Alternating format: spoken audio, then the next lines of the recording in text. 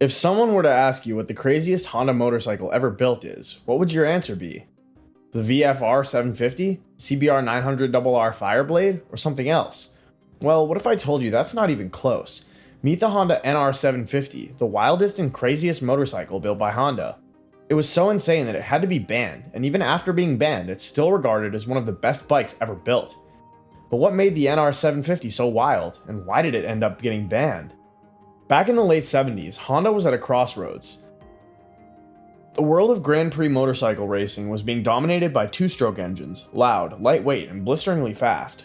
Suzuki and Yamaha were cleaning house on the podiums, and their two-strokes were winning championships left and right. The writing was on the wall. If you wanted to win in GP racing, you had to go two-stroke. But Honda didn't want to follow the crowd.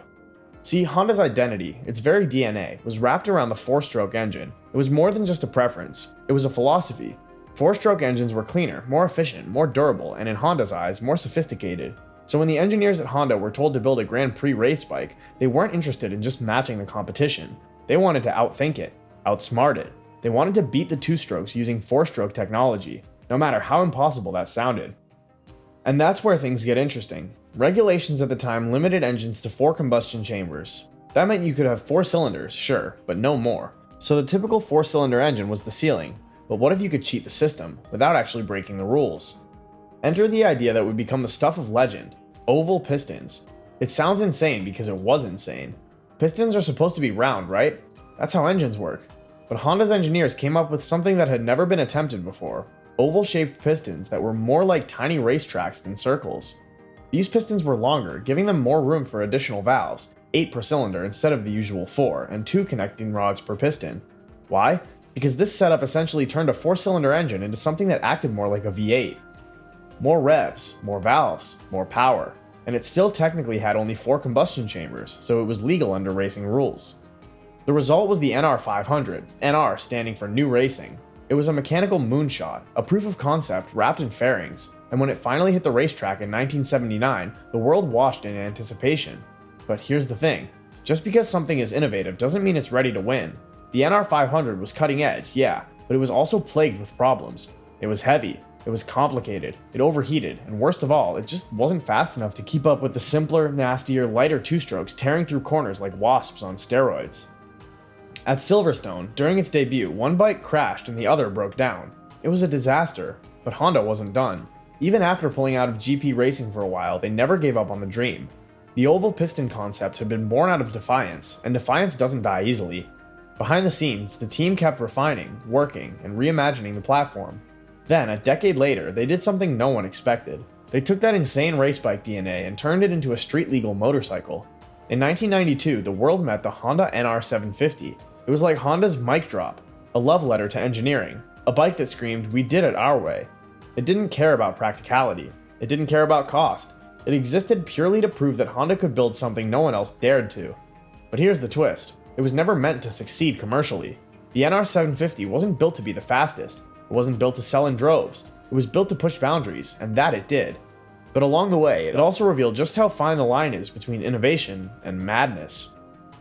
And for some, it even became forbidden fruit. Banned in certain racing circles, too complex for most owners, and too expensive for anyone but the wealthy or the obsessed, the NR750 turned into something else entirely. A legend, a myth, a reminder that when you chase perfection, you don't always find victory, but you might just build something unforgettable. If you've ever looked at a motorcycle and thought, yeah, this is cool, but what if it was built by aliens from the future? Then you're starting to understand what Honda had in mind with the NR750. Let's rewind for a second. Most motorcycles, especially the fast ones, are designed with a pretty straightforward formula: low weight, high revs, and just enough reliability to survive a few laps around the track. It's like cooking with just a few ingredients: simple, effective, and tasty. But Honda, they walked into the kitchen and threw the entire spice rack into the pot. Oval pistons, 8 valves per cylinder, 2 connecting rods per piston, a fuel injection system from another dimension, all wrapped in carbon fiber and titanium and finished with a price tag that made Ferrari owners raise their eyebrows. This wasn't just engineering, this was mad science. I've got to start with the headline act, the oval pistons. Now, if you're like me, your first question is probably, why in the world would anyone make an oval piston? And honestly, that's the same thing a few Honda engineers were probably muttering under their breath when the idea was pitched. But here's the logic. Racing rules at the time said a 4-stroke engine could only have 4 combustion chambers. That was the limit. Most teams just went with a normal 4-cylinder layout and accepted that they never beat the screaming little two-strokes dominating the field. Honda, however, wasn't interested in being normal. They asked, what if each combustion chamber had 2 connecting rods and 8 valves instead of 4? What if we stretched each piston into an oval, giving it the surface area of 2 round pistons? Could we trick the laws of physics and the racing regulations at the same time? And the answer was bizarrely, yes. The result was a V4 engine that behaved like a V8, revving to a mind-blowing 14,000 RPM and producing around 125 horsepower, an impressive number even today. And while 125 horsepower might not sound insane in 2025, in 1992, from a 750cc 4-stroke street bike, that was absolutely ridiculous. And here's where it gets crazy. This was an engine so complicated that most mechanics wouldn't dare touch it. 8 valves per cylinder meant 32 valves in total. That's 32 tiny metal discs dancing up and down thousands of times per minute, all needing to be perfectly timed. Add in double conrods, oval-shaped rings, and exotic materials, and you've got yourself a nightmare for anyone holding a wrench. It wasn't just overkill, it was beautiful, extravagant overkill. To make sure this alien engine could breathe properly, Honda gave it not 1, but 2 fuel injectors per cylinder, controlled by a state-of-the-art system called PGM-FI, Programmed Fuel Injection. Now remember, this was the early 90s, most bikes were still rocking carburetors, but the NR750 was running advanced EFI maps, computer-controlled precision fuel delivery, and sensors all over the place to manage throttle response in real time. Today, that's standard fare, but back then, it was like your Walkman suddenly learned how to stream Spotify. This is the part where I just sit back and nod in appreciation, because Honda didn't just go wild with hardware, they gave this bike a brain sharp enough to handle all that hardware. It's like building a Formula 1 car, then giving it the mind of a fighter jet. Now let's talk about the sound this thing made. The NR750 didn't just go fast, it sounded like it was tearing open the sky. Honda gave it a one-of-a-kind exhaust system, 8 into 4 into 2 into 1 into 2. No, that's not a riddle or a math problem, it's the actual layout. The goal was to balance exhaust pressure, optimize scavenging, and maintain peak power across the rev range. But don't forget the science for a second. Just listen to it. It didn't growl like a traditional V4. It didn't scream like a Ducati. It howled. It wailed. It sounded like a spaceship taking off, and I'm not being poetic. I mean, it actually sounded like something not of this earth. If you ever hear one in person, I guarantee the hair on your arms will stand up. It's not just noise, it's a mechanical opera. Every note tells you that this engine isn't like anything else on the road. And as if the engine wasn't already insane enough, Honda wrapped it in full carbon fiber bodywork, a material that, at the time, was barely being used in F1, let alone motorcycles. The fairings, tail, and air ducts weren't just pretty, they were feather light and razor sharp, helping the NR750 slip through the wind like a missile. Even the windscreen was coated in titanium to cut glare. Who thinks of that? Honda engineers, apparently. The seat, tank, and tail were all formed as one integrated unit, giving it that super clean profile that would later influence design icons like the Ducati 916. It wasn't just ahead of its time, it was dragging the future along behind it. You'd think after all that, they'd relax a bit on the suspension. Nope. Honda slapped on a single-sided swing arm, not because they had to, but because it looked cool and let you change the rear wheel faster. Also, it showcased that gorgeous rear wheel like a piece of art. The forks were 45mm fully adjustable Showas. The rear shock came with a nitrogen reservoir, and the handling was reportedly so smooth it felt like riding a bike made of silk and steel. Brakes? Twin 310mm rotors up front with 4 piston calipers, a 220mm disc at the back.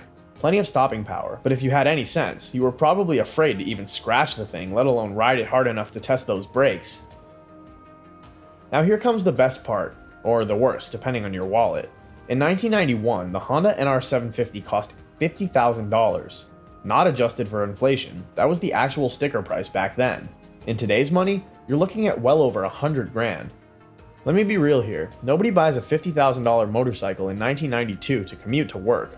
You buy it to display, to whisper about at bike meets, to keep in your garage like a holy relic and polish with a silk cloth while staring at it lovingly. And Honda knew this. They only made 322 units. Each one was hand-built. Each one was more art than machine. They didn't care about volume or mass production. This wasn't a business decision, it was a flex. After all that obsession and wild experimentation with oval pistons and impossible engineering, you'd think Honda would have ridden their miracle machine straight into racing glory. They had the money, the brains, and the track record, so why did the NR750, arguably one of the most ambitious motorcycles ever built, end up on the sidelines? Well, the short answer? It broke the rules. The long answer? We're getting into that. Now here's the thing about racing. Everyone wants to win, sure, but nobody wants someone else showing up with alien technology that makes your years of R&D look like kindergarten art class.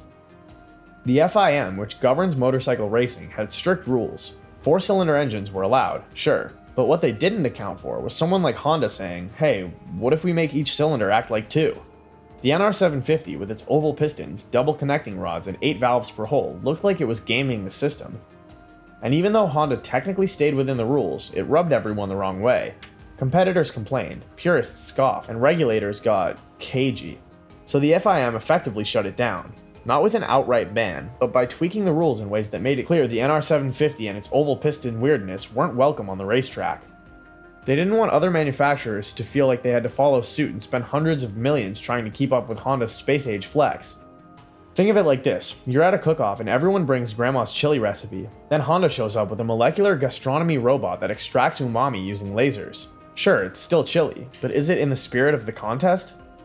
Now you might be thinking, okay, racing didn't work out, but surely they sold a bunch to collectors, right? Well, not really. In 1992, Honda dropped a very limited batch of NR750s. This was, at the time, the most expensive production bike ever built, and it wasn't even street legal in some places. The US? Nope, you couldn't officially ride it on American roads. You had to import it under a show and display exemption, or just stash it in your living room like some kind of carbon fiber art piece. It was the Mona Lisa of motorcycles, beautiful, mysterious, and basically untouchable. Here's where things got a little philosophical. Some people think Honda never really meant for the NR750 to dominate racing. By the time the street version rolled out in '92, the racing world had already moved on. Honda had poured so many years and so much cash into developing oval piston tech that they kind of just needed to show something for it. In a weird way, the NR750 felt like closure, a final look what we did moment. It was a love letter to engineering, a monument to stubborn ambition, and maybe that's all it was ever supposed to be. From what I've seen, the NR750 wasn't a failure, it was a statement, a flex. It wasn't built to race, it was built to remind everyone what Honda could do. The strangest part? A lot of the NR's DNA ended up trickling down into Honda's later bikes. Fuel injection, aerodynamic fairings, underseat exhausts, carbon fiber construction, it all found its way into Honda's more practical sport bikes down the line. But the oval pistons? They vanished. Too complex, too expensive, too what the hell is this for mass production. Honda shelved the whole idea, and no one really dared to bring it back. There's something kind of poetic about that. The NR750 wasn't banned because it was bad, it was banned because it was too different, too early, too far ahead of its time. In essence, the NR750 wasn't a rebel, it was a martyr. So here's my take. Honda didn't break the rules, they bent the universe around them and dared everyone else to keep up. And when the world said no thanks, Honda didn't pout. They polished the NR750, wrapped it in carbon fiber, and released it like a time capsule from an alternate timeline, one where imagination mattered more than money. That's why the NR750 was banned, not because it cheated, but because it refused to play the game by anyone else's logic. And honestly, I love that. The NR750 didn't need a trophy to be legendary, it was the trophy. The NR750 launch felt like a religious event for gearheads. This wasn't just a motorcycle, it was the result of over a decade of obsession, heartbreak, and blind commitment to an idea that shouldn't have worked. Honda had built the bike that every engineer dreamed about, and then walked away like it was nothing. And when the dust settled, only about 322 of them had been made. That's it. 322 handcrafted, carbon fiber wrapped, oval piston masterpieces released into the wild. It wasn't mass production, it was more like a controlled leak. Like Honda didn't want to let go, but needed the world to see what they'd done. And that raises a big question. What kind of person actually owns an NR750? And what's life like when you've got one of these unicorns in your garage? Well, I'll tell you, but fair warning, it's not glamorous. It's not easy, and it's definitely not cheap. But man, it's one hell of a story. First off, you don't find an NR750 on Craigslist. You don't even find it on Bring a Trailer unless the stars align just right. No, buying an NR750 is like hunting for lost treasure. You need connections, patience, and usually a ridiculous amount of money. Most of these bikes are sold in Japan and Europe. The US never got them officially, so any example that's here had to be imported under one of those 25-year exemption laws or snuck in as a track bike that never actually saw the track. And even when they do pop up, they're usually in one of two conditions. Either they've never been ridden and are sealed up like the Ark of the Covenant, or they've got a few hundred miles on them and are sitting in a billionaire's man cave next to a Koenigsegg and an original Apple I computer. A mint NR750 with delivery miles and all its original paperwork? That's $500,000 now. You could literally buy a small airplane, or 2 Aventadors, or a castle in rural France. but people still choose the NR. Why? Because it represents something money usually can't buy. Honda's best effort, unfiltered by marketing, budgets, or practicality. This is what happens when the engineers win. Let's say you do it. You wire over the cash, you ship the bike in, you unwrap it in your garage like it's a holy relic from a forgotten civilization. That's when the fear sets in, because the NR750 isn't just rare, it's delicate. Every piece of it is either custom, fragile, or both. The fairings, carbon fiber, hand-laid, and ridiculously expensive to replace. The mirrors, tiny works of sculpted art. The exhaust system, under-seat, heat-intensive, and practically designed to melt your anxiety levels. You don't sit on it, you perch on it. You don't start it up casually, you say a prayer to the spirit of Soichiro Honda, then turn the key. And when it fires up, when that weird hollow turbine-like V4 comes to life, it feels like you're waking a sleeping beast that doesn't quite trust you yet. This isn't like owning a Fireblade or an R1. This is like being handed the keys to a Formula 1 prototype that somehow got street-legal plates. Next up is maintenance, and here's where it gets real. The NR750 has oval pistons. Let me say that again. Oval pistons. That means 8 valves per cylinder, a gear-driven cam system, and a totally unique combustion chamber design. That's 32 titanium valves in a V4 engine that revs past 15,000 RPM and was built in a clean room, probably by people in lab coats whispering incantations. This engine isn't just rare, it's one-of-one technology. You can't just call up a Honda dealership and ask for a new cam chain tensioner. They'll probably ask if you mean an RC51, then hang up. Most NR750 parts were never sold to the public, and even if you find someone who has them, they're priced like they were pulled from a sunken ship. One owner reportedly had to fabricate his own radiator cap after discovering that nothing else on Earth would fit. And good luck finding a mechanic who's willing to touch it. There are maybe 5 people alive today who have cracked open one of these engines and lived to tell the tale. And those people usually live in Japan, are 65 plus years old, and don't do email. In fact, some owners, especially in Europe, just ship the bike back to Japan for servicing. Imagine how crazy that sounds. Yeah, I need an oil change. Better create this $500,000 motorcycle and fly it across the planet. Now we get to the fun part. What's it like to actually ride it? Well, let's start with what it's not. It's not violent. It doesn't feel like a modern superbike. It doesn't try to rip your arms out of their sockets. What it does feel like is mechanical perfection turned into music. The throttle response is precise and smooth. It's got a very unique power delivery, broad, linear, and high revving. It makes peak power around 125 horsepower, which might not sound like much today, but remember, this is 1992 we're talking about, and it's not the number, it's how it gets there. Twist the throttle and the V4 sings. Not growls, not snarls, but sings. It sounds closer to an F1 car than any motorcycle you've ever heard. It's this smooth, hollow howl that climbs with urgency but never gets rough. The handling? Surprisingly refined. The chassis is stiff, the suspension is race-bred but still compliant on smooth roads, the bike feels planted at speed. That massive fuel tank, sculpted seat, and underseat exhaust all make the center of gravity feel weirdly central, almost suspended like you're floating above the machine instead of just sitting on it. But here's the thing, every mile feels like a risk. You're always riding with this low-level anxiety. What if someone cuts you off? What if you tip it in a parking lot? What if a squirrel decides to end it all in your path? That anxiety makes every ride feel like an event. You don't ride an NR750 to commute. You ride it when the weather is perfect, the roads are empty, and the stars align.